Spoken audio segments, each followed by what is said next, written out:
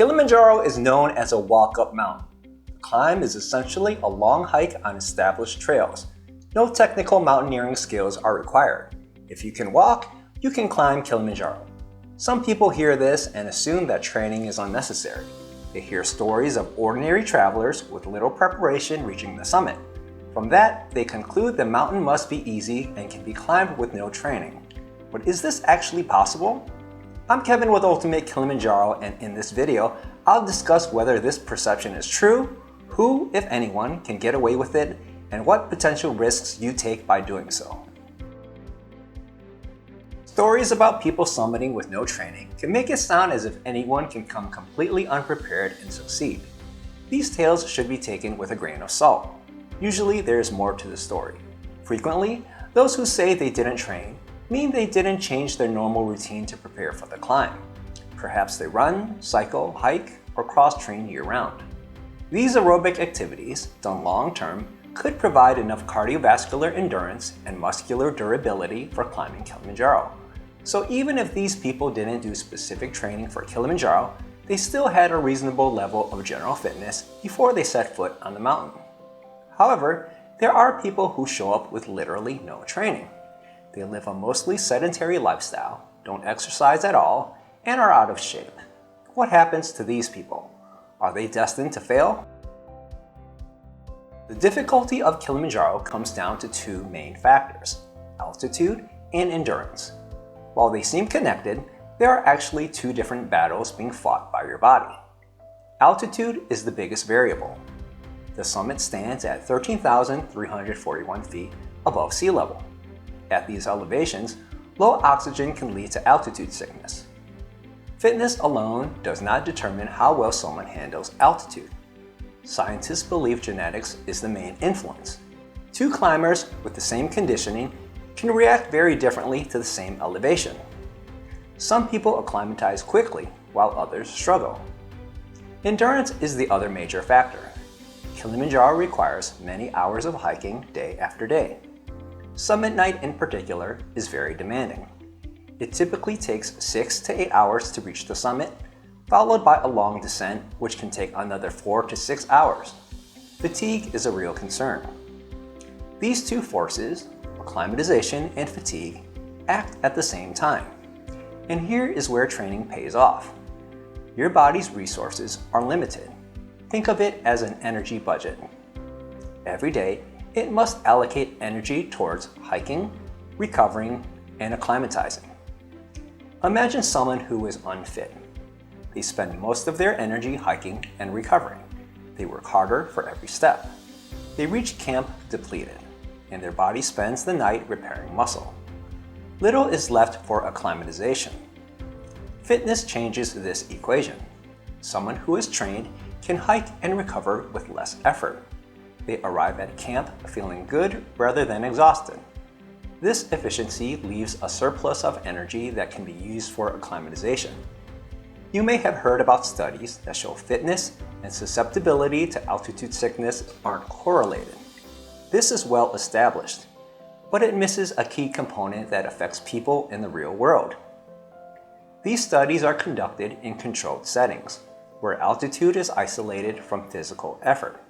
The participants were typically resting or limited to light activity in simulated high-altitude environments. However, on Kilimanjaro, you acclimatize while working. The physical strain of hiking adds a competing demand on your body. While fitness does not change your inherent susceptibility to altitude sickness, it does improve your ability to acclimatize during a real climb. Why? Not because your physiology is different, but because the climb places less strain on your system, leaving more capacity for adaptation. Said another way, a fit version of yourself will usually acclimatize better than the unfit version of yourself. While training is always beneficial, some people are more likely to reach the summit even without specific preparation. I already mentioned people who are active in their daily lives. They have a base level of endurance that enables them to handle the hike. We also discussed the significance of a person's genetic altitude response. Those who acclimatize quickly have an easier time weathering the systemic toll of low oxygen. Younger climbers also have an advantage. They often tolerate physical stress more easily. Being close to their prime, they naturally have more strength, stamina, and balance than their older counterparts, and they recover faster. Experience in the outdoors also helps. Someone who has spent time hiking, trail running, or backpacking feels comfortable in the backcountry. This familiarity reduces stress and allows the body to relax into the routine of walking, eating, and sleeping on the mountain. None of these things can completely replace Kilimanjaro-specific training, but they explain why some climbers succeed without it. While some people may reach the summit without training, there are certain groups of climbers who should consider preparing well before their trip. Anyone who lives a mostly sedentary lifestyle will benefit greatly from training. If you rarely exercise or spend long hours sitting during the day, the sudden increase in physical activity can be a shock to the body.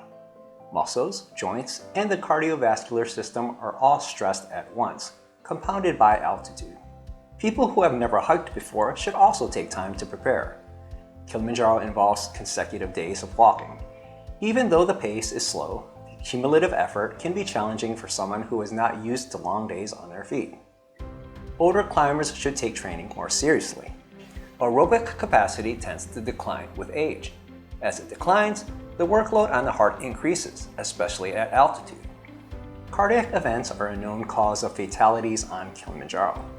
Training helps build a stronger aerobic base and reduces the strain on the heart during the climb. Finally, climbers attempting shorter itineraries should be better prepared physically. Routes that allow less time for acclimatization often require longer hiking days, which increases the overall physical demand. For these groups, even modest training can make a substantial difference. When climbers arrive without training, the effects usually appear within the first few days on the mountain. Pace is typically the first problem. Kilimanjaro is climbed at a slow, comfortable pace.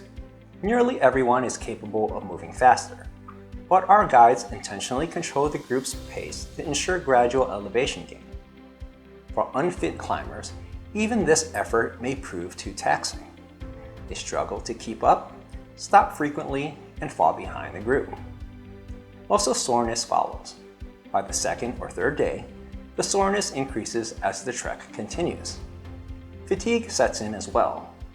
A long day of hiking leaves them drained, to the point where full recovery before the next day is unlikely. Over the course of the climb, this carries over from one day to the next. By the time summit night comes, they're worn down. This fatigue has an effect on mindset. Without training, there's more uncertainty around what the body can handle. You don't know how your body will respond to the work that's required. That doubt makes it harder to stay composed when tested. When the mind starts to falter, the body often follows. Summit night is the ultimate test for fitness. A steady, sustained effort is required. Most people find the push much harder than they expected. The difference between those who are well prepared and those who aren't becomes clear. Blisters are another common problem. Skin needs time to adapt to repeated friction. Feet that are not accustomed to long hikes can develop hot spots quickly. As discussed earlier, fitness also affects acclimatization. Higher fatigue leaves less capacity for the body to adapt to altitude, which can contribute to altitude sickness. None of these issues necessarily prevent someone from reaching the summit, but they can make the climb more difficult than it needs to be and can reduce the enjoyment of the experience. So while it's possible to successfully climb Kilimanjaro without training, it's not advisable. The good news is that training does not need to be complicated. The right approach depends on your starting point. In the video, How to Train for Kilimanjaro, I break down exactly how to train based on your current fitness level. You definitely want to watch that video next. Visit ultimatekilimanjaro.com for everything you need to know about climbing Kilimanjaro. Join our Facebook discussion group to chat with people preparing for their own adventures. I'll see you on the summit.